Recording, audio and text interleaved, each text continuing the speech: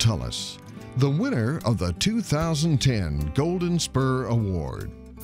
Bill is many things: a conservation pioneer, husband, dad, good neighbor, respected advisor, a military hero. But most of all, Bill Tullos wants to be known as, remembered as, quite simply, a rancher. I'm proud of it. I think it's something to be proud of, especially when you get other peers that sort of recognize you. You really feel good, honored. But perhaps it's not simple at all. In the case of Bill Tullos, we're talking a lifetime as a rancher, a lifetime in which thousands of people have been touched and influenced by this quiet, thoughtful man of dignity and common sense. He served on our board for 7 years, served 3 of those years, I guess, as vice president.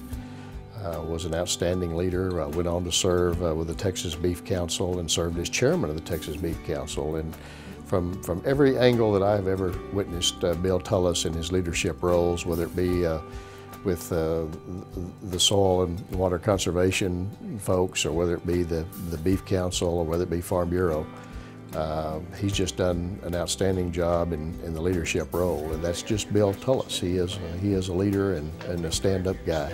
He certainly has been a champion of production agriculture and the sheep and goat industry here in Texas and nationally. The journey of Bill Tullos' life began in 1924 in Stevens County, Texas, in the community of Caddo near Breckenridge. When he was a year old, the family moved to the ranch close to the community of Arden near San Angelo. His dad had bought it in 1919, and then my dad bought it from the state in 1929. And he bought it without a penny, but he had a good friend that was a banker and loaned him all the money. And whether the banker insisted or he insisted or what, I never knew and my mother never knew. But he took insurance to cover the note for the amount of this ranch. He paid 1 premium, passed away.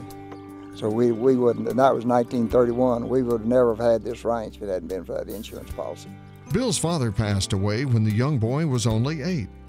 The ranch was leased to family friends until Bill graduated high school. He began his ranching career, but it was soon interrupted by faraway events over which he had no control. America was at war. Bill left the ranch to serve his country, and the ranch was leased back to the same people. I had a deferment. I wasn't going to go to the service, and I had a widowed mother and operating a ranch, but I just couldn't stand it. All of my cousins were going, and I volunteered for the Army Air Corps.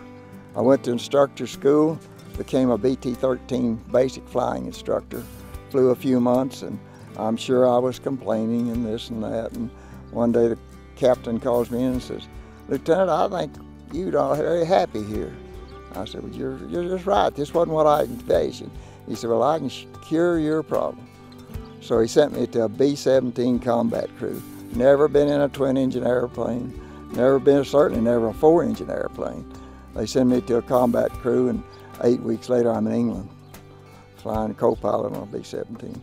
In the right seat of a B-17, Bill Tullos flew missions over France and Germany. At war's end, he retrieved prisoners of war from liberated Nazi Germany.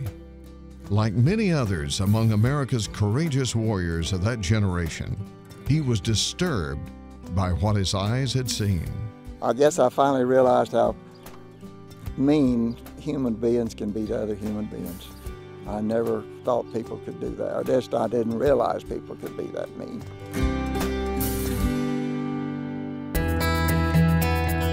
Young Bill Tullos brought the scars of war home with him.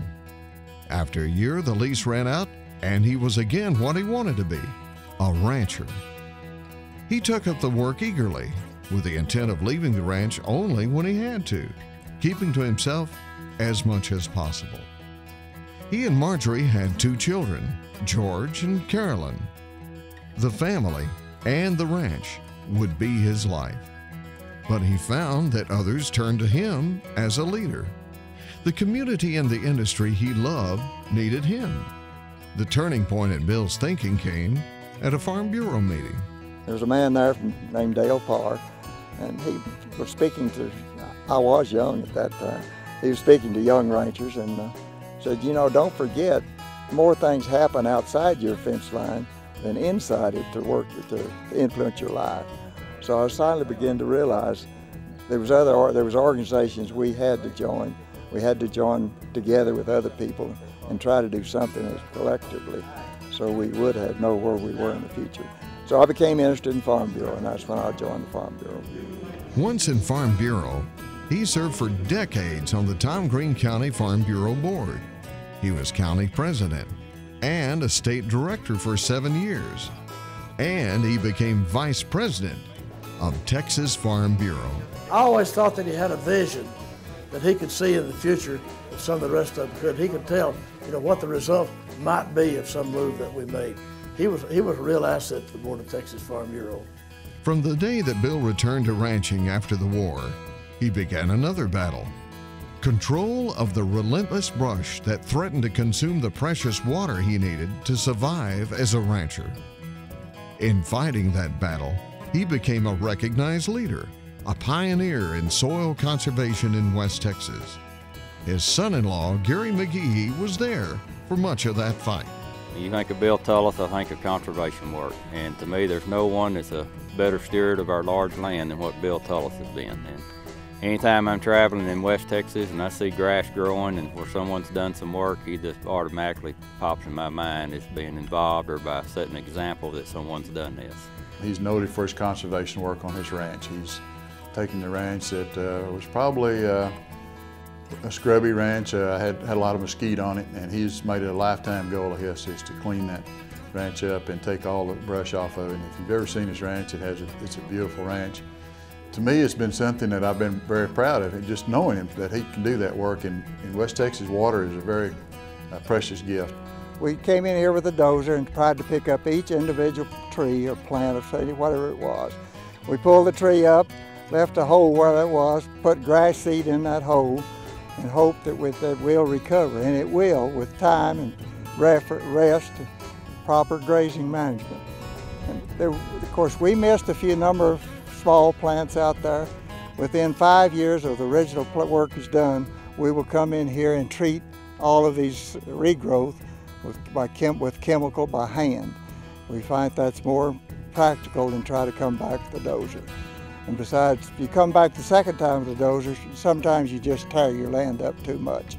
You don't really want to disturb a lot of native grass, because we have a lot of good native grass that we would like to see stay. You'll see springs or seeps, I call them springs, start flowing that most people didn't even know they were there. They were there years ago. You get enough underground water, they start showing back up. Daddy's always been family oriented. You know, God, family, and land are his priorities. Always wanted to be learning, always interested in trying to find new ways, develop new ideas. And as you say, he's developed a lot of them that didn't work and tried something else. But he was never afraid to say, you know, that just didn't work very well, I'm gonna try something else. He's always had the nerve to try something new when he thought it might be the answer. Always kept my brother and I involved in the ranch. Always hoped we'd come back and be part of it. He gave Gary and I the opportunity to come back, and he'd take us under his wing and try to help us ranch. It was a real blessing.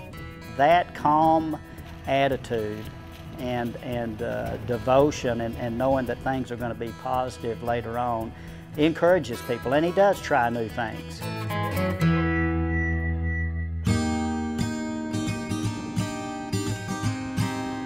Conservationist, stockman, father, friend, teacher, and leader. These words all describe Bill Tullos. His footprints in the soil of West Texas are deep and wide, and his legacy is that of a rancher. He's never wanted anything else.